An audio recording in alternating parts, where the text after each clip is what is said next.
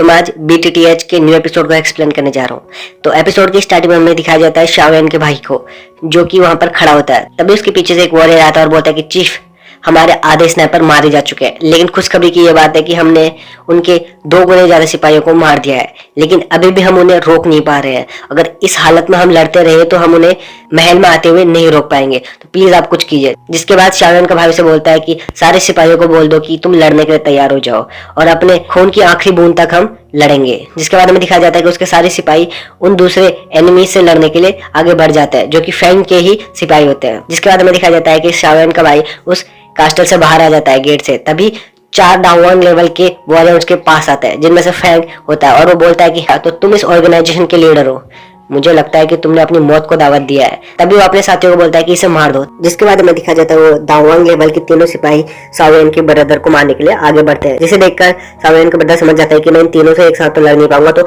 इनको मैं अलग अलग करके एक एक करके मारता हूँ। तो वो वही ट्राई करता है, वो इधर लेफ्ट राइट भागता है ताकि वो सभी एक एक करके उससे लड़े। हमें दिखाया जाता है कि वो एक एक करके उन सबसे बड़े आसानी से लड़ भी रहा था, लेकिन वो आखिर में 3 थे, जिसके कारण उन तीनों का पलड़ा भारी हो रहा था, और जिसके कारण वो तीनों ने मिलकर शाओयान के भाई को मार के पीछे भी धकेल दिया था। जिसके बाद फैन से बोलता है कि इसका जल्दी से खेल खत्म करो। तभी वो तीनों अपनी पावर को मर्ज करते हैं और एक बहुत बड़ा पावरफुल अटैक बनाते हैं, जिसका मुकाबला करने के लिए शाओयान का ब्रदर अपने उस भाले से लाइटनिंग पावर का अटैक करता है, जिससे उन दोनों पावरों का आपस में ब्लास्ट होता है और दोनों ही पावर एक साथ खत्म हो जाती है। यह सब चीज देखकर फैन को बहुत ज्यादा गुस्सा आता है और वो खुद शाओयान के ब्रदर पर अटैक करने के लिए आगे बढ़ता है, जिसे देखकर शाओयान का ब्रदर तुरंत शील्ड बना लेता है, लेकिन फैन उसको बड़ी आसानी से तोड़ देता है और शाओयान के ब्रदर को पीछे धकेल देता है। जिसके बाद हमें दिखाया जाता है कि शाओयान के ब्रदर का जो स्पीयर होता है वो आसमान में होता है, जिसे देखकर फैन उसकी तरफ आगे बढ़ता है और उस पर एक किक करके शाओयान के ब्रदर के हाथ में उसको आर पार कर देता है, जिससे शाओयान के ब्रदर बहुत ज्यादा चोटिल हो जाता है और वो अब खड़ा भी नहीं हो पा रहा था। जिसके बाद उसे बोलता है कि अब तुम मरने के लिए तैयार हो जाओ, तुम्हारी हिम्मत कैसे हुई कि तुमने ब्लैक लीग के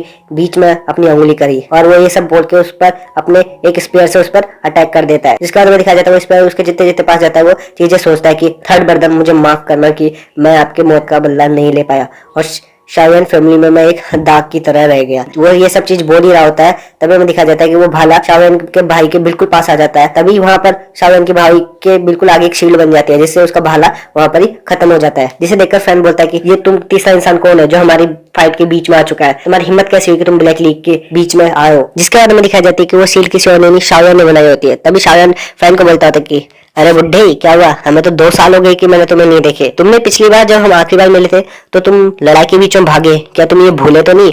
और तुम अभी तक जिंदा हो, तुम बहुत ज्यादा लकी हो क्योंकि तुम मेरे हाथों से मरना चाहते हो, इसीलिए तो तुम अभी तक जिंदा हो। वो ये सब बोलने के बाद हंसने लगता है। तभी हमें दिखा देता है शाओयान के ब्रदर को। वो शाओयान को देखकर बोलता है कि थर्ड भाई आप यहाँ आ चुके हो। जिसके बाद शाओयान उसके पास जाता है। तभी फैन उसे बोलता है कि तुम अभी तक मरे नहीं, मुझे लगा कि तुम मर चुके हो। तभी हमें दिखाया जाता है कि शाओयान और उसके भाई आपस में बात कर रहे होते हैं, जहाँ पर उसका बड़ा भाई बोल रहा होता है कि थर्ड ब्रदर तुम यहाँ कैसे आए, मुझे लगा कि तुम मर चुके हो लेकिन तुम स्टिल अभी तक अलाइव हो।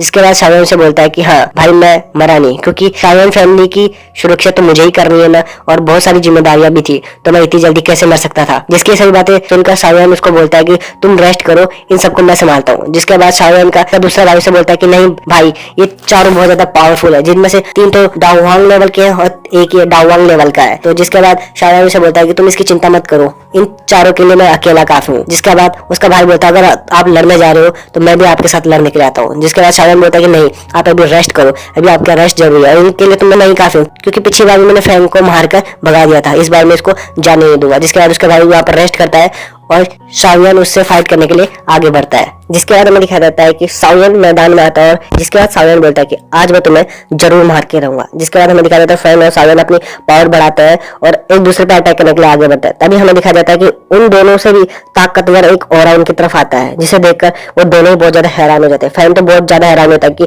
इतना ताकतवर ऑरा भला किसका है। तभी हमें दिखाया जाता है कि क्वीन मेडुसा को, ये क्वीन मेडुसा है आप लोगों के लिए, मेरे और मेरे फ्रेंड्स के लिए ये क्वीट मेडुसा है। ओके, जिसके बाद हमें क्वीट मेडुसा को दिखाया जाता है, जो कि शाओयान को बोल रहे थे कि तुम मुझे आखिरकार यहाँ मिल ही गए, अब मुझे ये बताओ कि तुम्हें यहाँ बचाने वाला कौन है, तुम मेरे हाथों से मारे जाओगे। तभी फैन ये चीज देखकर समझ लेता है कि ये शाओयान को मारने आई है, और वो बोलता है कि अगर आप शाओयान को मारना चाहती हो, क्यों ना हम सभी मिलकर शाओयान को मारे, क्योंकि मेरा भी टारगेट शाओयान है। जिसके बाद क्यूट मेडुसा उसे सेविज रिप्लाई करते हुए बोलती है कि पहले अपनी औकात बना, तब जाके तू मुझसे बोलना कि हम टीम में ज्वाइन हुए। जिसकी ये सभी बातें सुनकर फैन बहुत ज्यादा गुस्सा होता है, लेकिन वो कर भी क्या सकता था, उसे पता था कि क्वीन मेडुसा बहुत ही ज्यादा ताकतवर है, इसलिए वो चुप होता है और उसकी बातें सुनता है। तभी वो मन ही मन बोल रहा होता है कि जैसे मेरा काम हो जाएगा तो मैं इस औरत को कैसे ना कैसे करके अरेस्ट करवा लूंगा और फिर इसको मैं दिखाऊंगा कि मैं कितना ग्रेट आदमी हूँ। जिस तरह मेरी औकात की बात करें ना, फिर मैं इसको इसकी औकात दिखाऊंगा।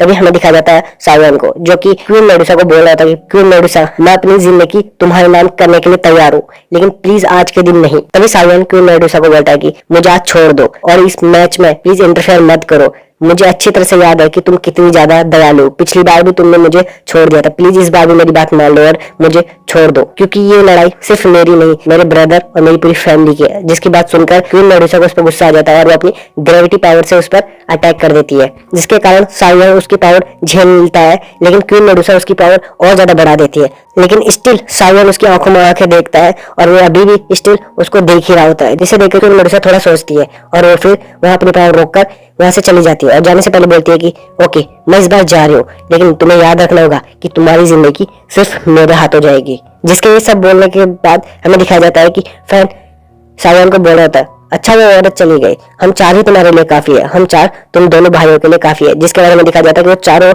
सायन पर अटैक करने के लिए आगे बढ़ रहे होते हैं और यही चीज दिखाते हुए ये एपिसोड यहाँ पर ही खत्म हो जाता है।